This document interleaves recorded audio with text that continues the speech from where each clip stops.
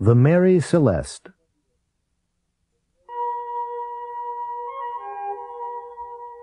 The Mary Celeste was built in 1861 in Nova Scotia, Canada, as a cargo-carrying sailing ship. When it was launched, it was given the name Amazon. It was not a lucky ship.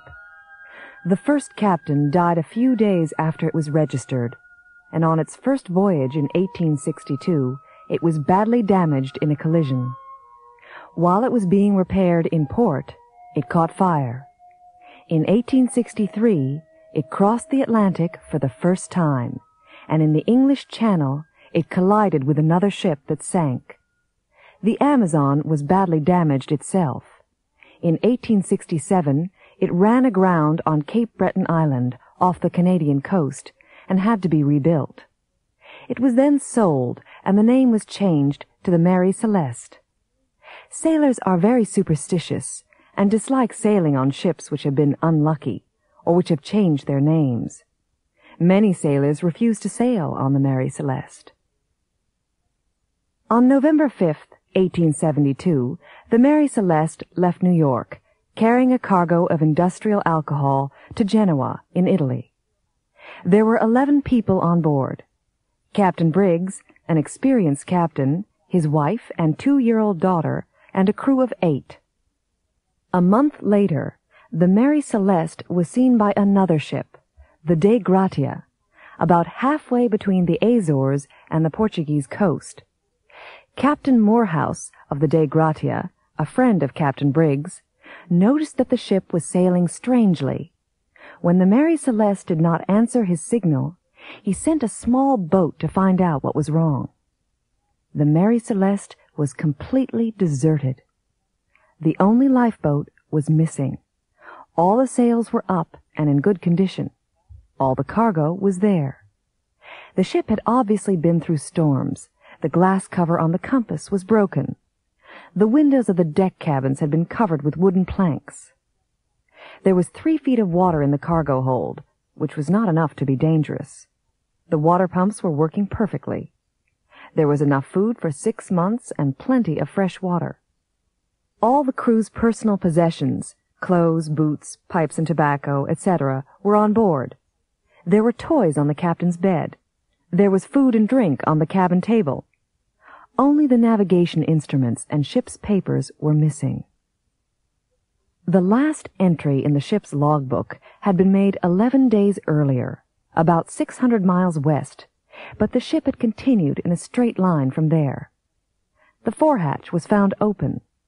There were 2 deep marks on the bow near the waterline. There was a deep cut on the ship's rail, made by an axe. There were old brown bloodstains on the deck and on the captain's sword, which was in the cabin. Captain Morehouse and his crew were given the salvage money for bringing the ship to port. There was a long official investigation, but the story of what had happened on the ship and what had happened to the crew still remains. What do you think happened? I don't know what happened, but it must have happened suddenly. Why do you think that? Think about it. There were toys on the captain's bed, weren't there? The kid must have been playing, and they must have interrupted her suddenly. Yes, that's true. And food was on the table. They must have been eating or getting ready to eat. The lifeboat was missing, right? They could have been practicing their emergency drill. They must have gotten into the boat and launched it. All right. But what happened to the boat? Well, they may have been rowing the lifeboat around the ship, and there must have been a gust of wind. Then the ship could have moved forward and run down the lifeboat. That explains the marks on the bow. Come on. They couldn't have all been sitting in the lifeboat. What about the captain? He should have been steering the ship. Well, he might have been watching the drill and jumped in to save the others. Apologies. Hello? Hi, Raphael. This is Alex. Oh, hi. Did you get home all right? Yeah, thanks, but I wanted to apologize for last night. Don't worry about it. But your carpet, it must be ruined. It was so dumb of me to put my coffee on the floor. Come on, Alex, forget it. but it must have made a really ugly stain. Look, it's nothing. I was upset at first, but it doesn't look so bad this morning. Anyway, I want to pay for the cleaning. Listen, Alex, it's no big deal. Accidents happen, at parties especially. Well, if you say so, but I really am sorry. Okay. See you on Monday. Bye now. Excuse me, would you mind not walking on the grass?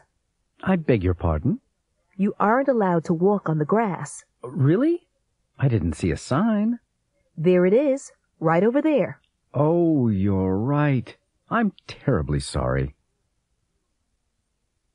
Oh, good morning, Mary Ann. Good afternoon, Sharon. Late again, I see. Yes, I'm sorry. I couldn't find a parking place. Maybe you should have left home earlier. Yes, I know. It won't happen again, Mary Ann. It had better not, Sharon. This is the third time this week. Hey, you. Are you talking to me? Yeah, you. What do you think you're doing? I'm just waiting for the bus. Can't you see there's a line? Oh, there is? I'm sorry. I didn't mean to cut.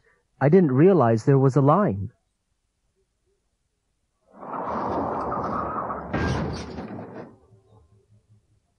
Are you all right? Yes, I'm okay. But what about my car? There doesn't seem to be too much damage. Let me see. Look at that. This is a brand new car. You shouldn't have been going so fast. Well, it wasn't my fault. It wasn't your fault? What do you mean, it wasn't your fault? I had the right of way. As a matter of fact, you didn't. You shouldn't have come out like that. Why not? There's no stop sign. Then what's that? Oh, a stop sign. I must have missed it. Well, you should have been more careful. You could have gotten us all killed. Yes, you're right. I'm sorry. What else can I say? Just thank goodness nobody's hurt. Here come the police. You'd better explain it to them. They didn't stop to tell me.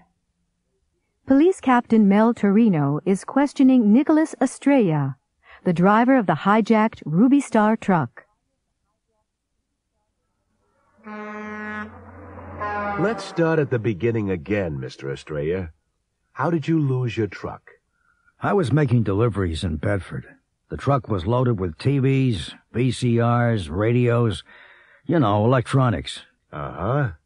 So you drove to Bedford from the Ruby Star warehouse? Right. About 10 o'clock, I made a delivery on Boyle Street. I had finished, and I was driving up Boyle when I saw a coffee shop. So you decided to stop? That's right. I stopped to get a sandwich to go. Go on. It didn't take me more than 3 minutes. I started walking back to the truck and... Did you see anybody near the truck? No, nobody. So anyway, I decided to make a phone call. I passed a magazine stand and I stopped to get change. Okay, then what? Well, I was talking to my wife when I saw the truck going down the street. I couldn't believe my eyes. I dropped the phone and ran down the street, but they were moving fast. I couldn't catch up. Did you remember to lock the cab door? Yes, I always remember to lock it. I'm not stupid. Okay, take it easy. Can you actually remember locking it this time? Yes, definitely. I remember putting the key in the lock. The key was all wet and dirty. It was raining, and I dropped it in a puddle. What about the door on the other side? Did you remember to check it? I don't actually remember checking it, but it's always locked, and I never use it. But you don't remember checking it? No, not really. Maybe I forgot to check it. So, it could have been open? Yes, I guess so. But I'd bet anything it wasn't. So what's your theory? They must have had keys. They started the engine, didn't they? How did they get the keys? Don't ask me. I have no idea. They didn't stop to tell me. John Lennon, 1940 to 1980. John Lennon was murdered just before 11 p.m. on December 8, 1980, outside the Dakota, the apartment building where he lived in New York City. He had just gotten out of a car and was walking to the entrance when a voice called, "Mr. Lennon." Lennon turned and was shot 5 times. The killer threw his gun down and stood there smiling. "Do you know what you just did?" shouted the doorman. "I just shot John Lennon," the killer replied. Lennon was rushed to the hospital in a police car, but it was too late. The killer was 25-year-old Mark Chapman from Hawaii. Earlier the same evening, he had asked Lennon for his autograph. In fact, he had been hanging around outside the apartment building for several days. Chapman was a fan of Lennon's and had tried to imitate him in many ways. It is said that he even believed that he was John Lennon. Beach Watch. Hey, look at that guy. He's way out there. You're right. Unless he turns around soon, he'll be in trouble. I'm going in. That guy needs help. Call emergency services. Oh, no! Unless the lifeguard gets there soon, that guy will drown! Unless the lifeguard brings him in fast, the guy will die. Unless she can get his heart going, he won't make it. I've got a pulse. If I were that guy, I'd give those lifeguards a reward. Have you seen this ad? Wanda, have you seen this ad? Yeah, it looks great, doesn't it? I called them an hour ago. They'll call back if they want me. Oh, they'll want you. You have beautiful hair. Thanks. You know I'm excited. I mean, if I go, I'll get a new hairstyle for nothing. Hey, Bill, look at this ad. It looks like fun. Why don't you call them up? I'd love to, but it's a waste of time. My hair's just too short. Well, I like it the way it is. Anyway, you don't know what they might do. Oh, that wouldn't bother me. If I had longer hair, I'd call them up. Actually, your hair is pretty long now. Pablo, look at this. It sounds great. And you have a decent car. But there are some disadvantages. Every job has disadvantages. Oh, I don't know. I'm willing to try it, but I won't take it if they don't pay the phone bill. Pam, did you see this? Yeah. You aren't interested, are you? No, there are too many things wrong with it. Like what? Are you kidding? You wouldn't have any security. You wouldn't earn anything if you didn't work all day long every day. And I wouldn't take a job in sales if they didn't provide a car. Look at the address. Some hotel. I'd never work for a company if they didn't even have an office. Tina, what do you think of this ad? It was in last Sunday's paper, too. I called. I have an interview tomorrow. Do you think you'll get it? They seem very interested on the phone. I think they'll offer me the job. So you're going to France? I didn't say that. I won't take the job unless they give me a round-trip ticket. It'll be hard work, and I won't go unless they offer me a good salary. There's a job in France in the paper. Yeah, I know. I wouldn't dream of taking it. Why not? You've always wanted to work overseas. It's hard work, isn't it? One night off a week. But the money might be good. Well, I wouldn't take it unless they pay me a really good salary, with a longer vacation and more free time. And I certainly wouldn't go anywhere overseas unless my ticket was round